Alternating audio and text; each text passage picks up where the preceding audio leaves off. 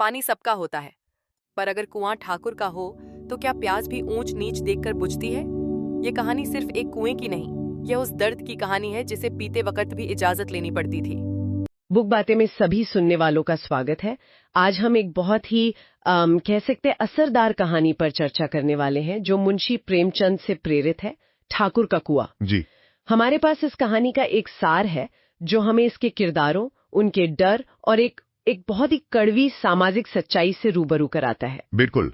और आज की हमारी चर्चा का मकसद ये समझना है कि प्यास और पानी की ये जो साधारण सी दिखने वाली कहानी है, वो कैसे समाज में गहरी जड़ें जमाए हुए भेदभाव और इंसानी हक की लड़ाई का एक शक्तिशाली प्रतीक बन जाती है। तो चलिए इस कहानी के किरदारों के साथ उनके सफर को समझते हैं और इसके पीछे छिपे संदेश को परत दर परत खोलते हैं। बिल्कुल। तो कहानी की शुरुआत एक झोपड़ी में होती है जहां जोखू नाम का एक आदमी तेज बुखार से तप रहा है। हाँ। उसका गला एकदम सूखा है और वो बहुत कमजोर आवाज में अपनी पत्नी गंगी से कहता है, गंगी, पानी। ये सिर्फ एक गुहार नहीं बल्कि एक बेबसी की पुकार है। संघर्ष सामने आता है। पानी पास में ही है, ठाकुर के कुएं में, लेकिन वो कुआं सिर्फ एक पानी का स्रोत नहीं है। नहीं, वो जातिगत बंटवारे और ऊंच नीच की एक दीवार है।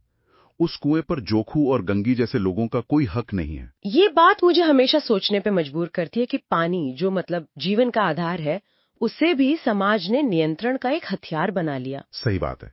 यहाँ पानी एक हथियार है। जिसके पास कुएं का नियंत्रण है, उसके पास सिर्फ पानी नहीं है, उसके पास दूसरे इंसानों की जिंदगी का नियंत्रण भी है। तो जोखू की प्यास सिर्फ एक शारीरिक जरूरत नहीं रह जाती। नहीं, वो एक सामाजिक अन्याय का प्रतीक बन जाती है।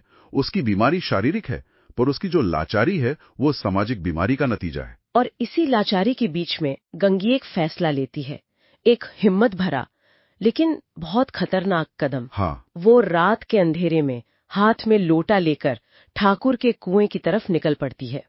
कहानी बताती है हर कदम के साथ उसका डर बढ़ता गया। और ये सिर्फ अंधेरे का डर नहीं है। नहीं, बिल्कुल नहीं। ये उस पूरी व्यवस्था का डर है। उसे डर है कि अगर ठाकुर ने देख लिया तो क्या होगा। अपमान होगा, मार पड़ेगी, या शायद उससे भी बुरा कुछ हो सकता है। बिल्कुल। तो ये एक पत्नी का अपने पति के लिए प्यार और समाज के क्रूर नियमों के बीच का एक टकराव है। मैं सोच रही थी, क्या ये सिर्फ डर है या इसमें एक तरह का विद्रोह भी है? उसका ये कदम उठाना उस नियम को तोड़ने की एक कोशिश है जो कहता है तुम यहाँ नहीं आ सकती। बहुत अच्छा मुद्दा उठाया आपने।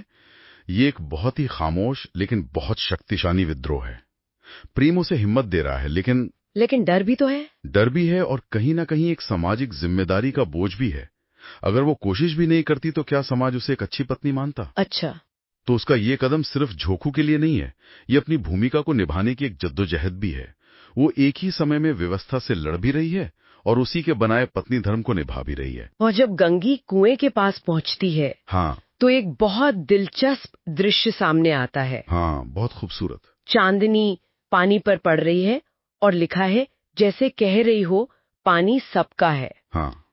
यहाँ प्रकृति का सच समाज के बनाए झूठे नियमों को चुनौती दे रहा है। बिल्कुल, प्रकृति कह रही आओ पानी ले लो, लेकिन समाज की अदृश्य आंखें उसे घूर रही हैं। गंगी कांपते हाथों से लोटा पानी में डालती है, लेकिन उसे महसूस होता है कि कोई उसे देख रहा है। हाँ। वो इतनी घबरा जाती है कि लोटा खींच लेती है, पर पानी नहीं भर पाती। हाँ, उसका डर उसकी हिम्मत पर हावी हो जाता है। और ये जो कोई देख रहा है का एहसास है ना, ये उस सामाजिक नियंत्रण का सबसे बड़ा उदाहरण है। क्या वहां सच में कोई था या ये सिर्फ उसके मन का वहम था? यही तो इस कहानी को और गहरा बनाता है। चाहे वहां कोई हो या ना हो, फर्क नहीं पड़ता। डर उसके अंदर इतना गहरा बैठा है कि उसे किसी बाहरी पहरेदार की जरूरत ही नहीं है। वो खुद अपनी पहरेदार बन गई है। बिल्कुल, आपका मन ही आपकी जेल बन जाता है और वो पानी नहीं भर पाती। और यही उस पल की सबसे बड़ी त्रासदी है, वो आजादी के इतने करीब पहुंचकर भी उसे छू नहीं पाती। उसका खाली लोटा लेकर लौटना सिर्फ पानी न ला पाने की हार नहीं है, ये हिम्मत की हार है। और जब वो खाली लोटा लेकर घर लौट आती है, जोखू उम्मीद से पूछता है, पानी? बस एक शब्द। और उस एक शब्द में एक मरते हुए इंसान की पूरी जिंदगी की आस छुपी है। और गंगी का जवाब क्या है? चुप्पी।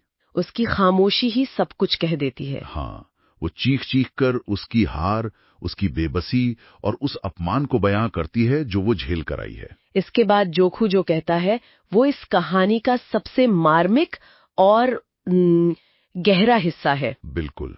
वो एक टूटी हुई हंसी के साथ कहता है, मर जाऊंगा पर ठाकुर का पानी नहीं पीऊंगा। ये सिर्फ गुस्सा या जिद नहीं है, ये उस गहरे अपमान के खिलाफ एक इंसान के आत्मसम्मान की आवाज है। आखिरी आवाज जोखू के लिए उस कुएं का पानी पीना अपनी पहचान और अपनी इंसानियत को नीलाम करने जैसा है। वो मौत को अपमान से बेहतर समझता है। तो ये एक अविश्वसनीय चुनाव है ना? एक तरफ जिंदगी है और दूसरी तरफ इज्जत, और वो इज्जत को चुनता है। बिल्कुल, क्योंकि उस पानी के साथ अपमान जुड़ा है। वो कह रहा है कि तुम मुझे पानी देकर मुझ पर कोई एहसान नहीं कर रहे, तुम मुझे मेरी हैसियत याद दिला रहे हो। तो क्या ये उसकी हार है या जीत? वो अपनी जान तो गंवा रहा है। देखिए, शारीरिक रूप से ये उसकी हार है, व्यवस्था जीत गई, लेकिन नैतिक और आत्मिक स्तर पर ये उसकी एक बहुत बड़ी जीत है। कैसे? अपनी मौत चुनकर वो उस व्यवस्था के मुंह पर एक तमाचा मारता है। वो कहता है कि तुम मेरा शरीर छीन सकते हो, लेकिन मेरी गरिमा, मेरा आत्मसम्मान नहीं छीन सकते। तो स्रोत में साफ लिखा है, ये कहानी पानी की नहीं, हक की है। चलिए इस पर थोड़ी बात करते हैं।